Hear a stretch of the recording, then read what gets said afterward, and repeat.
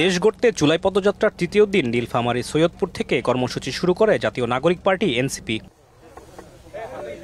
বৃহস্পতিবার সকালে শহীদ সাজ্জাদের কবর জিয়ারত ও হাতিখানা বিহারী ক্যাম্প পরিদর্শন করেন তারা। পরে নীলফামারীর পথে পথে পদযাত্রা করে নেতারা।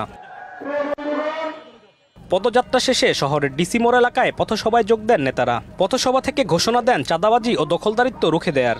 রাষ্ট্রের পুলিশ বাহিনী, নিরাপত্তা বাহিনী সবার হয়ে কাজ করবে, কোন দলের কোন পক্ষের হয়ে কাজ করবে না।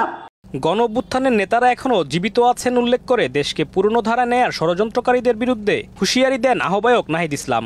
আমরা হুঁশিয়ারি দিতে চাই যে 24-এর গণ অভ্যুত্থান যারা করেছে তারা কিন্তু এখনো জাগ্রত আছে, এখনো রাজপথে আছে। ফলে যদি কেউ মনে করে আবার পুরনো বন্দোবস্ত, পুরনো দখলদারিত্ব, পুরনো সন্ত্রাসের রাজনীতি আবার ফেরত আনবে, তাদের পরিণতিও কিন্তু স্বৈরাচার হাসিনার মতোই হবে। পরে নীলফামারী থেকে পঞ্চগড়ের উদ্দেশ্যে রওনা দেয় নেতারা। পথে দেবীগঞ্জ বাজারে পঞ্চগড় 1 আসনে এনসিপির মনোনয়ন প্রত্যাশী সার্জিস আলমকে পরিচয় করিয়ে দেয়া হয়। বিকেলে পঞ্চগড় পৌঁছে শহরের গুরুত্বপূর্ণ মোড় প্রদক্ষিণ শেষে চৌরঙ্গি মোড়ে বক্তব্য রাখেন নেতারা। বলেন, যারা চাঁদাবাজি ও সিন্ডিকেট করছে তাদের আওয়ামী লীগের পথেই হাঁটতে হবে। আওয়ামী লীগ ভারতে পালানোর সুযোগ পেলেও আপনারা তাও পাবেন না। যারা এই চাঁদাবাজি করছেন, সিন্ডিকেট করছেন, আওয়ামী লীগ গেছে যে পথে, আপনারাও যাবেন সে পথে।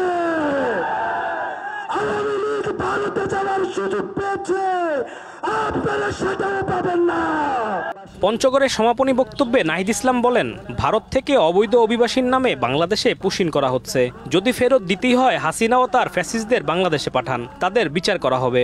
ভারত থেকে অবৈধ অভিবাসী বলে পুশিন করা হচ্ছে। আমরা স্পষ্টভাবে বলতে চাই, যদি পাঠাতে হয় সেই শেখ হাসিনা এবং আওয়ামী ফ্যাসিস্টদের বাংলাদেশে পাঠান, আমরা এই জুলাই গণ অভ্যুত্থানের বিচারের আওতায় তারা নিয়ে আসবো। দিনব্যাপী পদযাত্রায় উত্তরাঞ্চলের মানুষের নিপীড়ন নির্যাতনের পাশে থাকার আশ্বাস দেন শীর্ষ নেতারা। খুব দ্রুত আমরা দিয়ে দিব। আলিমুজ্জামান সাফওয়ান, দেশ টিভি, পঞ্চগড়।